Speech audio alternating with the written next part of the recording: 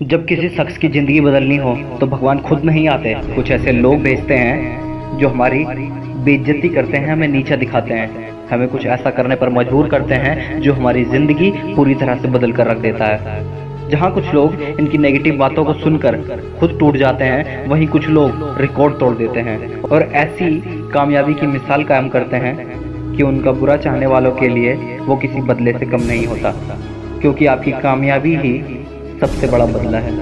ऐसे ही कुछ लोग हैं ये जिन्होंने अपनी बेइज्जती का बदला अपनी कामयाबी से लिया और एक मिसाल कायम की। रतन टाटा के जीवन में एक समय ऐसा आया जब उनकी जिंदगी में कुछ ठीक नहीं चल रहा था। टाटा की पैसेंजर व्हीकल डिवीजन को घाटे में जाता देख रतन टाटा फोर्ड कंपनी के मालिक विल फोर्ड के पास पहुंचे और उनके सामने अपनी कंपनी को बेचने का प्रस्ताव रखा।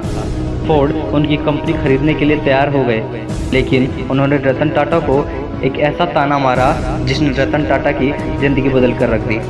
विल फोर्ड ने कहा कि हम तुम्हारी कंपनी खरीदकर तुम पर एहसान ही कर रहे हैं, और जब कार बनानी आते ही नहीं, कार बनाते ही क्यों हो। यह बात रतन टाटा को इतनी बुरी लगी, इन्होंने अपनी कंपनी को बेचने से इनकार कर दिया और तुरंत वहां से फ्लाइट लेकर अपने देश भारत आए और अपनी गलती पर दिन दुगनी रात चौगनी मेहनत की, अपनी गलतियों को सुधारा, अपनी गलतियों पर काम किया और देखते ही देखते उनकी कंपनी कामयाबी की ऊंचाई छूने लगी।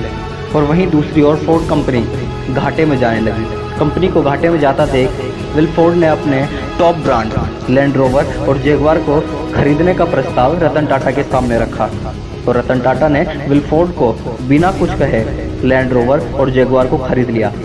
अगर रतन टाटा चाहते तो उनको भी नीचा दिखा सकते थे, लेकिन उन्होंने ऐसा नहीं किया, क्योंकि उनकी कामयाबी ही सबसे बड़ा बदला थी। इसी तरह जब अमिताभ बच्चन अपने शुरुआती दिनों में स्ट्रगल कर रहे थे, तब वह ऑल इंडिया रेडियो के पास जॉब के लिए गए। तब वहां पर उनकी आवाज़ और उनकी लंबाई का मजाक बनाते हुए उनकी आवाज़ को मोटा भद्दा बताया और जॉब के लिए इनकार कर दिया।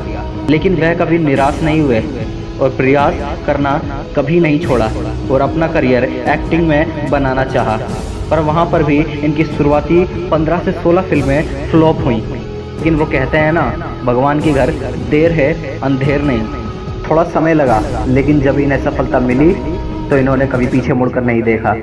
और फिर जिस ऑल इंडिया रेडियो ने इन्हें रिजेक्ट किया था, वही उन्हें अपने शो में बुलाना चाहते थे।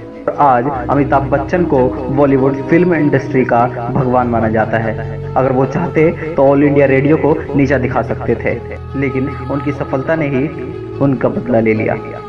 गांधी जी को अंग्रेजों ने ट्रेन से धक्के मारकर बाहर निकाल दिया और कहा कि तुम काले भारतीय लोगों की औकात नहीं है हमारे साथ फर्स्ट क्लास डब्बे में बैठने की। ये बात गांधी जी को इतनी बुरी लगी कि वहीं पर गांधी जी ने अंग्रेजों को कहा कि तुमने मुझे इस ट्रेन से निकाला है, मैं तुम्हें पूरे देश से निकाल कर रख दूंगा। गांधी जी द्वारा लगाई एक छोटी सी चिंगारी ने कितनी बड़ी क्रांति का रूप ले लिया, ये आज किसी को बताने की जरूरत नहीं है। गांधी जी ने अपने गुस्से, अपने बदले की भावना को थोड़ी देर के लड़ाई झगड़े से शांत ना करके अपने गुस्से और बदले की भावना को पाला और सही समय आने पर अंग्रेजों को देश से बाहर ही कर रख दिया। चेतन भगत, जिन्हें उनके मालिक ने जॉब से निकाल दिया क्योंकि उनको दिया हुआ टारगेट वो पूरा नहीं कर पाए और उन्होंने कहा कि तुम इस जॉब के काबिल नहीं हो। ये बात चेतन भगत को बुरी लगी, पर चेतन भगत ने उनसे लड़ने की बजाय अपनी कामयाबी से जवाब देना सही समझा और आज वो वर्ल्ड फेमस ऑथर हैं।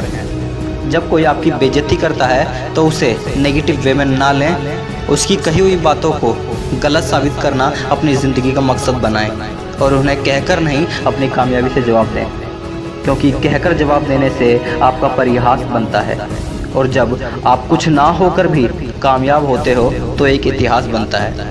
इसीलिए बड़े सपने देखते रहें और उन्हें पूरे करने की कोशिश करते रहें।